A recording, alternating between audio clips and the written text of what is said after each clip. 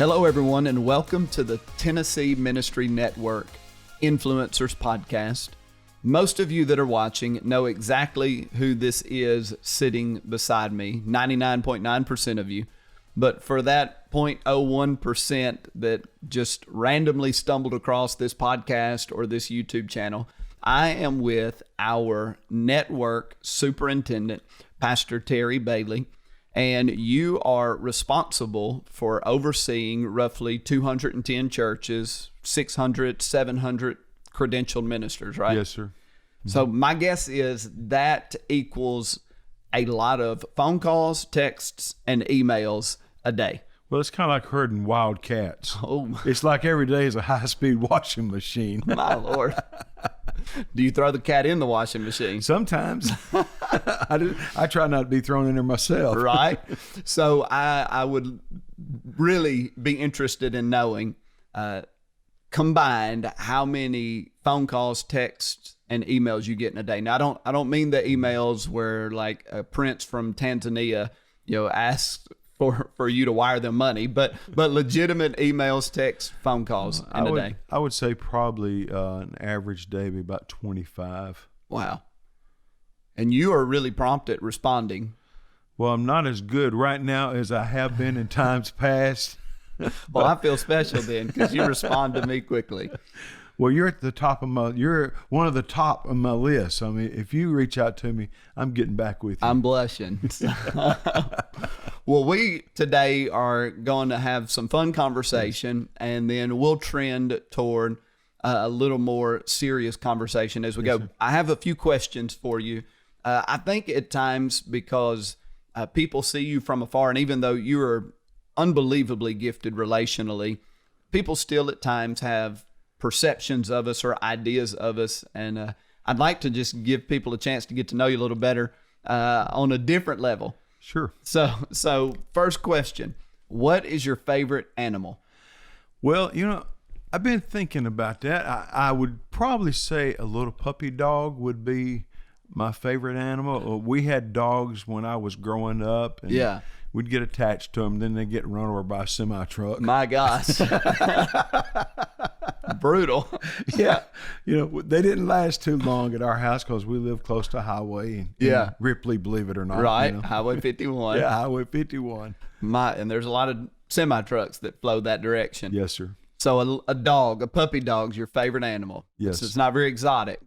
Well, Susan's been wanting another puppy dog, and I've been resisting because what would happen is that the last dog we had, we didn't train it well to not pee and poop in the house. And so when we would leave for a Sunday service, we'd come back and had to do a lot of cleanup. Oh, Lord. Well, and you just don't want the heartache of another one getting run over, too. Yeah. And when our daughter Rachel was growing up, she had she loved cats. And so when I would go on a missions trip, I'd come home and there'd be a new animal at the house, geez. Yeah. It's rough when cats get ground up inside the engine of your car. My Lord. PETA is going to be contacting us. Well, I'm just going to let everybody know I hate cats. I think they are vile animals. And for all of the cat lovers out there, oh well. Yeah, well, Susan has an allergy to cats, so that's helped us. But she's wanting another puppy dog, and eventually I'm going to give in and let that happen. But we've got to learn how to train this dog. So, right. They have training schools for that sort of thing. Okay, we'll probably get it done because I'm sure that's on Susan's list, so that's going to happen. All right, so here is another question, and I'm intrigued with this. Do you know what TikTok is, and how would you define it or describe it? Well, my daughter is on TikTok. Okay, and so she's been kind of introducing me to TikTok, and TikTok is now getting more viewership than YouTube. Yeah. So there's a real shift to TikTok. So I'm gonna learn TikTok, and I'm gonna be a part of that. Now I've got to see that. Most of the TikTok, and our listeners on podcasts won't be able to see, but YouTube, most of the TikTok is like they do music and they're doing little dance moves. Are we going to see you TikTok and such? Hey, whatever we got to do, we're gonna make it happen. You'll be all things to all people to win a few, right? TikTok legend. Now, you are known as an ice cream connoisseur. Yes, everybody who knows you knows that. I think if anyone can speak accurately on this, it's you. So what is the best ice cream, period? My favorite ice cream is Breyers ice cream. Breyers. Yeah. Now Bluebell is awesome. And also I like, what is the name of that? I bought some last night. Purity. Bought Purity last night and had That's that. local. Yeah, that's local. Yeah. So Breyers. That's a little surprising.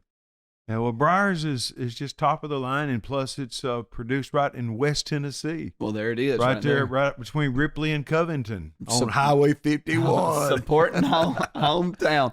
I'm a hometown boy. I listened to Ripley football the other day. Really? Yeah, live. That is awesome. Well, you certainly love the state. Yes. And we'll talk a little more about that in a minute, but I'm a little hung up on the ice cream. What's your favorite flavor? Oh, chocolate. Chocolate. I'm a vanilla guy. And that's why I like Bluebell the best, because their homemade vanilla is ridiculous. Well, you know, what I like about, I love vanilla if you have Hershey's chocolate syrup on it. But what happens is it spikes my sugar at over 300. So I have to be careful with that. I don't need to go on a binge. Is there more sugar in vanilla than chocolate? I think it's the Hershey's chocolate That's syrup. probably what does it. Yeah. It's that extra topping. Yeah. But everybody needs a good bowl of ice cream. It's good comfort food. And it just brings everything down to a common denominator. So road tripping, where do you like to stop and get ice cream? Oh, Jeremy, there's only one place. Okay. Chick-fil-A. Chick-fil-A. And I Chick-fil-A. think They've got the best. Their ice cream is more like homemade ice cream than anywhere else. It's so good. Everything Chick-fil-A does is impeccable. It's amazing. It's amazing. I figured that's what you would say. It definitely has outstanding ice cream. In the vein of eating, another question, what is the most bizarre thing you've ever eaten?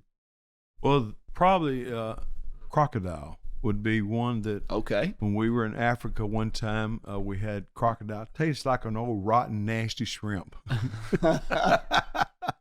A rotten shrimp. Yeah, it was nasty. Well, you know, they eat like alligator tail. You go to restaurants in the South and you can get alligator, but it wasn't like that, huh? Well, I've had alligator a few times. Yeah. Ostrich was my favorite food over in Africa. Okay. Yeah. And I really liked zebra because you had the white meat and dark meat right next to each other. It was it's pretty neat. That was, my gosh, that was pretty good. Yeah, you walked right into that one. Oh man, that is the ultimate dad joke right there. Yeah. That might be a pawpaw joke. It's a papa joke, yes. I don't think I'm sure you ate chitlins growing up, because when you're from the South, that's like our bizarre food. Well, you know, I've never had chitlins. Really? My grandmother made possum one time, but I just I refused to eat that. You couldn't do it. I just couldn't. Now we eat raccoon quite a bit. Whenever we were growing up, and rabbit and squirrel and all sorts of things like that. No chitlins. No chitlins. I ate it once or twice at my mama's house when I didn't really realize what it was. You know, they're like, "We're having chitlins," and I'm like, "What is it?" Well, it's fried something. Well, we grew up on bologna sandwiches, yes, and salmon patties, and potted meat, and Vienna sausages. And those are good. Yes, and that's the kind of stuff. That's West Tennessee. Yes. So all of our West Tennessee listeners and watchers, you know exactly what I'm talking about. And it is Vienna sausages. That's how you pronounce it. I don't care what it says on the little can. People tell me it's Vienna. They're wrong. They're wrong. Completely and totally. Well, we're going to get to the more serious stuff, but I do have a couple more questions, because you're also a movie buff. And one of your favorite pastimes is to go to the movies and relax, maybe take a nap. Well, you know, I went to a movie not too long ago, and movie is my diversion. Yeah. And so I went to this movie, and I was the only one in the whole theater. Oh my, that good a movie. It was really a big time movie. I mean, so I don't usually care. I really don't care what's playing, because I'll get a big bucket of popcorn and eat that, and I take a nap. And wasn't too long ago, I was at this theater, and this guy woke me up and said, "Hey, the movie's over." The next group's coming in. Yeah. Well, in that vein, do you have an all-time favorite movie? And if so, what is it? Oh, that's a great question. Probably, I'll go back to my college days. When at Southeastern, when Brian's song came out, it Okay. was the story of Gale Sayers and Brian Piccolo. Yeah. It was a sports movie, so And that was an awesome movie. I read the screenplay. I don't think I ever saw the movie, but I remember reading the screenplay that was in the form of a book. For those that don't know, that's a little older. Mm-hmm. That's remained your favorite through all those years. It was the most impactful. Yeah. I've always loved Indiana Jones Yeah. movies and Rocky movies. I remember we were going through a series of dogs back during that time, and we had a dog named Rocky, and Yeah. Michael was all tore up because Rocky got run over. By a reindeer. And I said, hey, look, we're going to get another dog. We're going to call him Rocky 2. I think we got up to Rocky 5. Okay, you said Indiana Jones. So which of the Indiana Jones movies is your favorite? The very first one. Oh, yeah. Which one is it? I'm blanking. Well, I am too. But it was Indiana Jones. Indiana Jones. It was amazing. And Raiders the Raiders of the Lost Ark. Yes, Thank that's you, what it Kate, was. in the Yes. back. Our production manager back here had to feed us. Yeah. Yeah, Raiders of the Lost Ark. Oh, yeah, and that had like the glory of God killing people in it. Oh, that was amazing. It was I'm just glad they found the Ark of the Covenant. I We know. know where it is now. now we know it's stashed in Area 51. Yeah. So what's your favorite Rocky movie? Do you remember? Rocky movie would probably be the one in which that he beat the Russian. Yeah. I can't remember what number it was, but I was so I don't glad to beat remember them either. Russians. My goodness. When the Nazis get destroyed by the glory of God and when the Russian gets beat. So Yes, you're very yes. American Oh, in your to tastes. the T. You're very American. You know, you referenced Brian's song being from your college years and that sticking with you through all of this time, which makes me think about our younger selves and looking back, and I'm always intrigued at what I learn at the conclusion of a season, like who I was when I started a season versus who I am at the end of it. And so in that vein, roughly 10 years ago, you became the district or network superintendent. Yes, sir. Okay. So today, if you could go back and talk to Terry Bailey 10 years ago as he was being elected as network superintendent, what would you tell yourself then? Grow up, boy. Now, how old were you when you were elected? Let's see. Whatever you are now, minus 10. Yeah, 57. All right. So 57. And you Maybe would have said 50 grow may up? have been 56. You just said grow up? Yeah, I've had fun my whole life. So what else would you say though, on a little more of a serious note? Because you obviously, when you entered that, there's a general idea of what the superintendent role entails, and then there's the reality you've lived in for 10 years.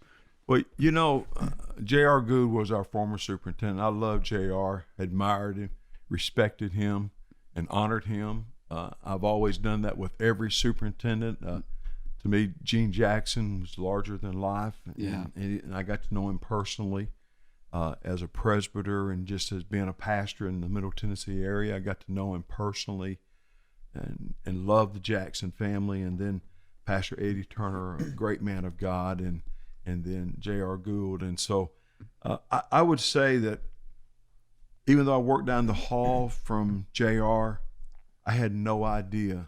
And I was the assistant soup after Randy Carter stepped aside.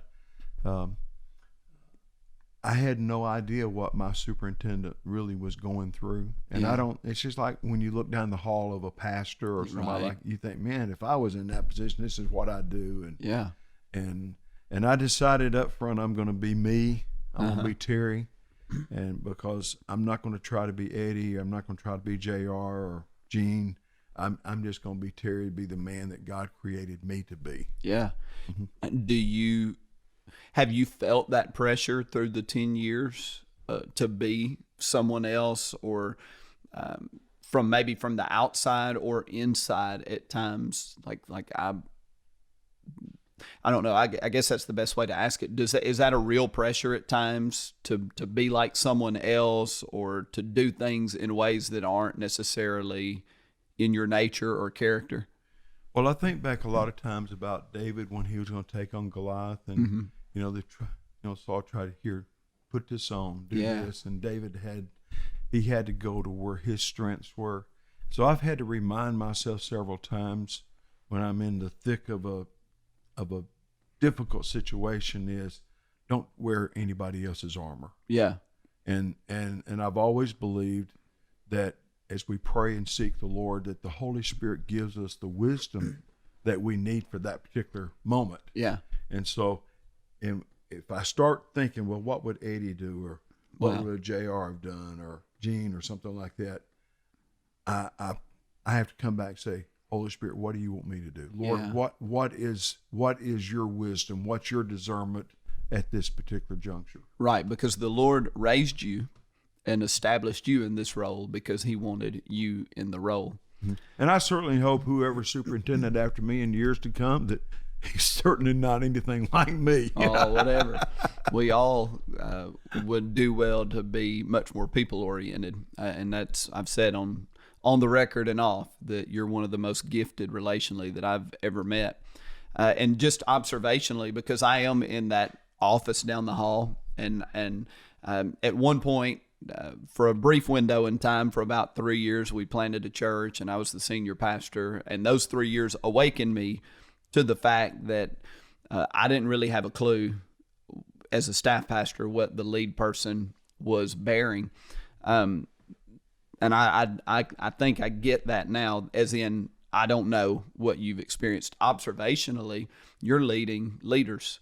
You're leading people that are used to being in charge. You're leading people that have strong ideas about how things should be done and need to be done.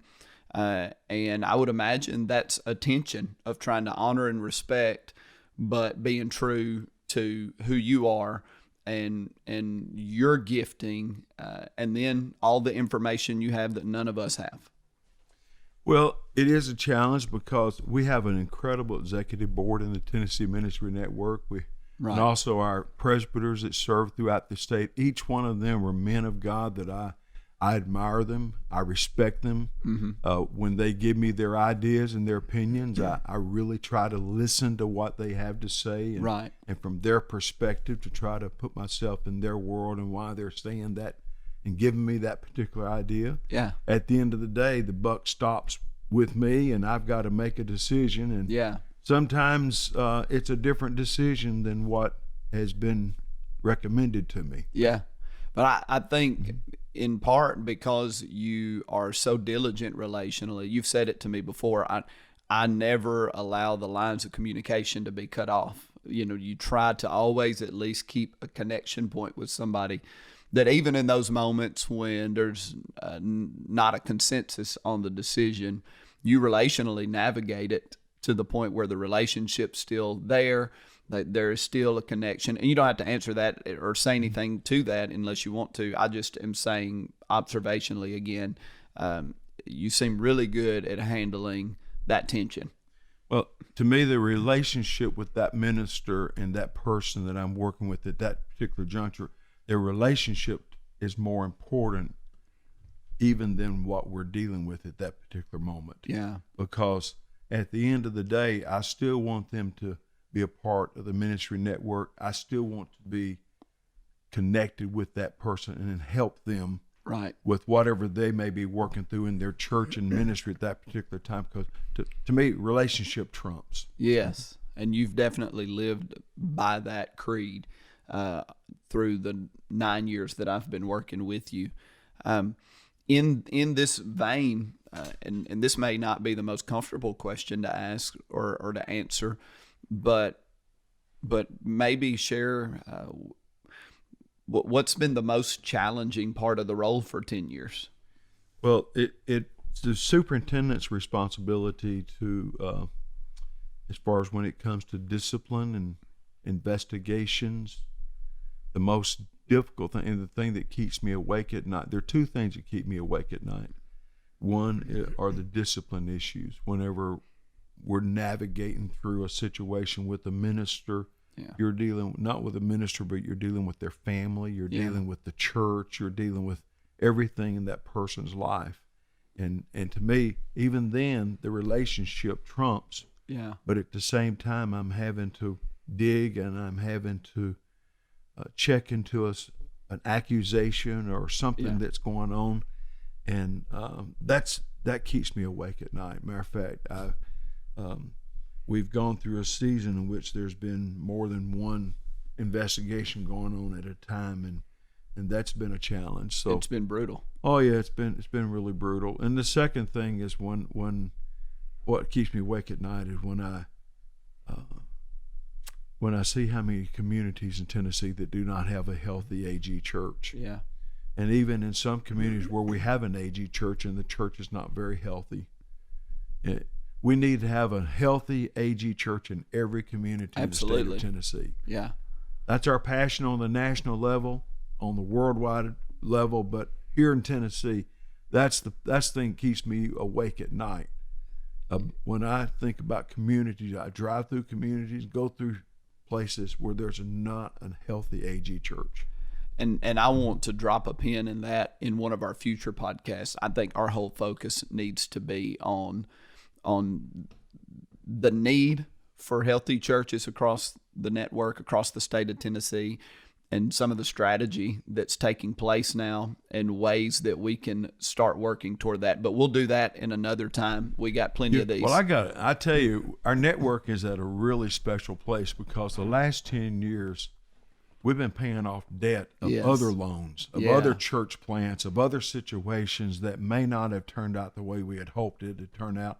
I've never been a person to try to cast blame at anybody or anything like that. Right. Because I feel like whatever's handed to us, let's say if we were pastoring, if we took a church to pastor, we assume the debt. Mm-hmm. We assume whatever's happened in the past. That becomes a part of the DNA. That's what's happening. Right. So you work from that place. So I've never cast blame at anyone, but there were some situations in times past that ended up costing our network big time.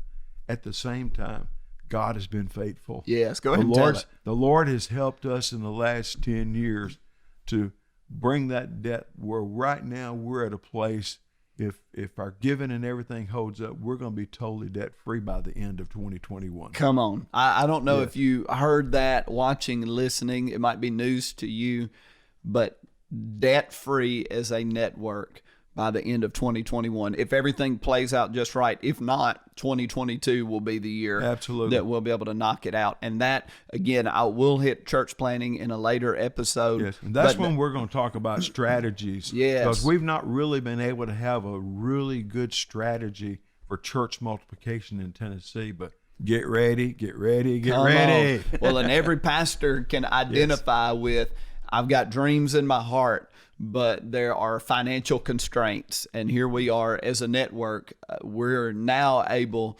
to put strategy to dreams going forward. So just a couple more questions, and then we'll bring this to a conclusion. What's the most enjoyable part of the job? By the way, you talked about what kept you up at night, and Tennessee football probably keeps both of us up at night, but we're not going to talk about that. We're recording this the weekend after the Vols lost to Pitt, 3 turnovers, 130 yards and penalties. I don't know when you'll be listening to this. Hopefully we haven't lost multiple games in a row. I just want everybody to know, watch out Gators, watch out Alabama. We're coming for you. It might take another 10 years, but I'm going to tell you, we're coming back. I want you to live to see it, Pastor Terry. I'm going to live to see it. I'm going to tell you right now, I'm going to live to see it.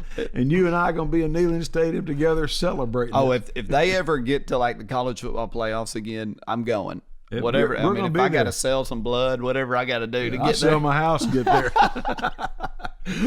So anyway, real quick, the most enjoyable part of the job over 10 years. I love connecting with pastors and ministers.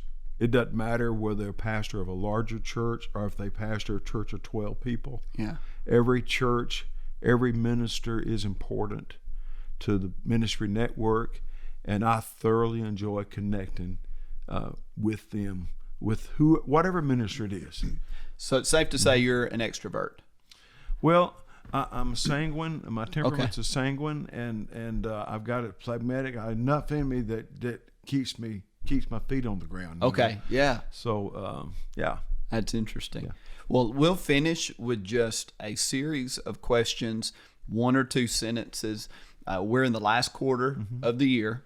And those that are watching and listening, it's an eclectic blend across our network, age-wise, gender, position. And so wanted to just ask a few questions that would maybe speak to different segments. And obviously, I'm in the role as one of your staff members. If we were in a local church, you'd be our senior pastor, lead pastor. I'd be the youth pastor. I'm the youth guy and kids guy. I'd be that staff pastor wearing a few different hats. Yeah. So anyway, so just a few questions, a sentence or two. What would you say to pastors about their staff pastors right now? If 1 or 2 sentences.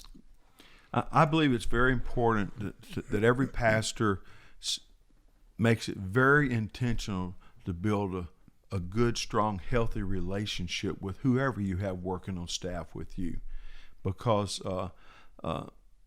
relationships matter. Yeah. And as pastors, you're raising up the next generation. Yeah. And the importance of being a spiritual father, of pouring yourself into that staff person, believing in them, is so critical. Just an aside on that, as a staff person, Michelle and I appreciate how much kindness and love and generosity you've shown to our children. And so for lead pastors out there with staff, if you can be a papa to their kids, oh, what a difference it makes in that relationship. Yes, it does. Your kids are amazing. Well, thank you. Kingston and Neely, they're amazing. I'm partial, for sure. Okay, so again, in the same vein, 1 sentence you would say to staff pastors about their senior or lead pastor. I believe communication.